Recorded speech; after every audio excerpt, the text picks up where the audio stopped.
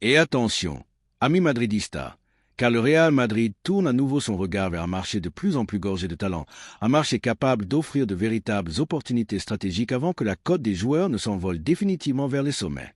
Le nouveau nom qui vient tout juste d'être associé au club merengue n'a que 18 ans, évolue en Major League Soccer et commence à peine sa carrière au niveau professionnel. Il s'appelle Bryan Zamblé, il appartient au San Diego FC et son profil aurait d'or et déjà éveillé la curiosité des recruteurs de la Maison Blanche. Soyez extrêmement attentifs à cette histoire, car nous ne sommes pas en train de vous parler d'un transfert imminent pour devenir titulaire indiscutable dès demain au Santiago Bernabéu. Nous parlons d'une philosophie complètement différente, détecter le talent brut bien avant son explosion au grand jour. Et il existe plusieurs détails clés autour du profil de Zamblé qui expliquent parfaitement pourquoi une institution comme le Real Madrid surveille très attentivement son évolution. Mais restez bien avec moi, car nous aborderons un aspect absolument fondamental. Que pourrait réellement faire le Real Madrid avec un tel joueur s'il décidait d'aller au bout de la démarche? Parce que recruter un talent est une chose, mais concevoir minutieusement son plan de développement en est une autre totalement différente. Rappelons les faits. Zamblé est né en Côte d'Ivoire, il a 18 ans et évolue principalement en tant qu'ailier gauche. C'est un attaquant de petit gabarit, un M71, extrêmement électrique, véloce et doté d'une capacité naturelle d'élimination en 1 contre 1. En clair, nous ne parlons pas d'un avant-centre traditionnel ni d'un joueur dont la qualité principale repose sur l'imposition physique. Son football emprunte une toute autre voie. La vitesse pure, les changements de direction dévastateurs, la conduite de balle et la capacité d'attaquer les espaces. Et c'est ici qu'intervient un premier détail captivant. Zamblé a passé environ 7 ans au sein de la célèbre académie Right to Dream, une structure qui s'est forgée une solide réputation internationale dans la formation des jeunes pépites. Nous ne sommes donc pas face à un gamin sorti de nulle part aux États-Unis. Il y a derrière lui un vrai cursus de formation. En février 2026, il a franchi le pas vers le football professionnel en signant au San Diego FC. Et même si nous analysons encore un échantillon de matchs très réduit, ses premières minutes sur les terrains de MLS ont suffi à susciter l'intrigue et la curiosité des observateurs. Je tiens toutefois à éviter toute forme d'exagération. Je ne vais pas prétendre que Zamblé est déjà une star mondiale. Ce n'est pas le cas. Je ne vais pas non plus vous dire que nous assistons à l'éclosion du futur Vinicius Junior, car dresser une telle comparaison pour un joueur de 18 ans serait totalement absurde. C'est précisément ce qui fait le charme de ce dossier. Le Real Madrid n'a pas besoin d'attendre qu'il devienne une star établie pour commencer à l'observer. Et cette nuance peut représenter des dizaines de millions d'euros d'économie, car nous savons tous comment fonctionne le marché actuel.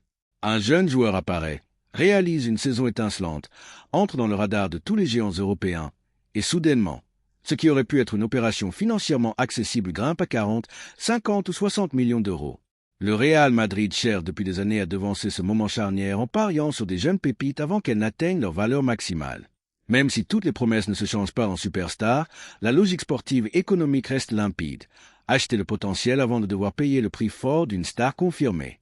Et Zamblé s'inscrit parfaitement dans cette vision. À cela s'ajoute un autre paramètre essentiel.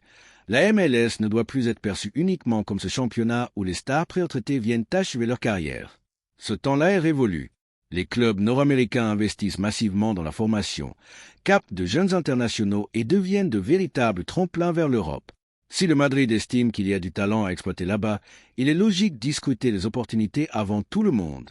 Cependant, une grande question se pose déjà chez beaucoup de supporters. Le Real Madrid a-t-il réellement besoin d'un autre ailier gauche? C'est une position où la concurrence est déjà féroce à la Maison Blanche. La réponse est simple, si l'on pense à l'équipe première pour demain matin, probablement pas. Mais ce serait mal interpréter ce type de recrutement que de ne le réfléchir qu'à travers le prisme du 11 titulaire immédiat. Si Zamblé arrivait à 18 ans, l'objectif prioritaire serait de le façonner, d'évaluer son adaptation au football européen, de tester sa capacité à faire la différence face à des blocs défensifs bien plus structurés, et surtout de mesurer sa prise de décision balle au pied. Car c'est bien dans la prise de décision que réside la frontière entre un simple ailier rapide et un joueur taillé pour porter un jour le maillot du Real Madrid. Beaucoup de jeunes savent éliminer un vis-à-vis, mais très peu savent exactement quand provoquer, quand donner leur ballon, quand attaquer la surface ou quand temporiser. Ce sera l'un des aspects fondamentaux à observer chez Zamblé. Mais ce que j'aime particulièrement dans ce genre de mouvement, c'est que le risque financier reste parfaitement maîtrisé si le montant du transfert l'est aussi. Sur une opération financièrement raisonnable pour un joueur de 18 ans, estimé autour de 800 000 euros sur Transfermarkt, le Madrid peut se permettre de développer le joueur sur plusieurs saisons. Et c'est ici que nous touchons au point le plus crucial de toute cette affaire. Si le Real Madrid décide d'accélérer pour le signer, quelle sera la meilleure décision concernant son parcours de son arrivée en Europe? Le Castilla, l'équipe première, un prêt dans un club partenaire ou un maintien temporaire en MLS? La réponse à ces questions déterminera si nous assistons à un coup de maître stratégique ou à l'accumulation d'un jeune de plus dans un effectif déjà pléthorique. Si le Real Madrid choisit de concrétiser l'option Bryan Zamblé, la pire erreur possible serait de le recruter en vendant l'idée qu'il arrive pour se battre immédiatement pour une place de titulaire chez les pros. Cela n'aurait aucun sens. Nous parlons d'un attaquant de 18 ans qui fait ses tout premiers pas au niveau professionnel. Il y a du talent, de la vitesse, de l'explosivité et un potentiel évident. Mais entre briller par séquence en MLS et le faire chaque semaine avec le maillot de la Maison Blanche sur les épaules, il y a un monde d'écart. C'est là que la planification doit entrer en jeu. Le Madrid pourrait l'intégrer dans sa structure académique, lui laisser le temps de s'adapter au football espagnol et suivre sa progression sans lui mettre une pression disproportionnée. Le Castilla pourrait constituer une excellente plateforme d'acclimatation. Une autre alternative serait un prêt dans un club européen où il obtiendrait du temps de jeu garanti. Et le mot d'ordre doit rester des minutes de jeu. Zamblé doit jouer. Le sortir d'un environnement où il commence à accumuler du temps de jeu pour le laisser cirer le banc serait stérile pour son développement. Sur le plan purement athlétique, avec sa taille d'environ 1 m71, Zamblé ne va évidemment pas dominer ses vis-à-vis par son impact aérien ou sa puissance brute. Ses armes devront résister sur d'autres registres, l'agilité, le centre de gravité bas, la technique et l'art de s'immiscer dans les demi-espaces. Le football moderne regorge d'exemples d'attaquants vifs qui ont fait de leur petit gabarit un cauchemar pour les défenseurs centraux. Mais être petit et rapide ne garantit rien. Il faut développer une palette d'outils tactiques complète. Ça me paraît fondamental d'analyser ce que les recruteurs madrilènes observent dans le rapport détaillé. Comment réagit-il sous pression intense? Peut-il repiquer à l'intérieur? Comprend-il les déplacements de ses partenaires? Conserve-t-il sa lucidité face à des latéraux physiquement très supérieurs? Ces questions sont 1000 fois plus importantes que n'importe quelle vidéo d'action magnifique sur Internet. Le Real Madrid n'a pas seulement besoin de joueurs spectaculaires, il a besoin de footballeurs qui comprennent le jeu. Si Zamblé poursuit sa progression et réalise une saison pleine d'éclat aux États-Unis, le Madrid ne sera plus le seul grand club sur le coup.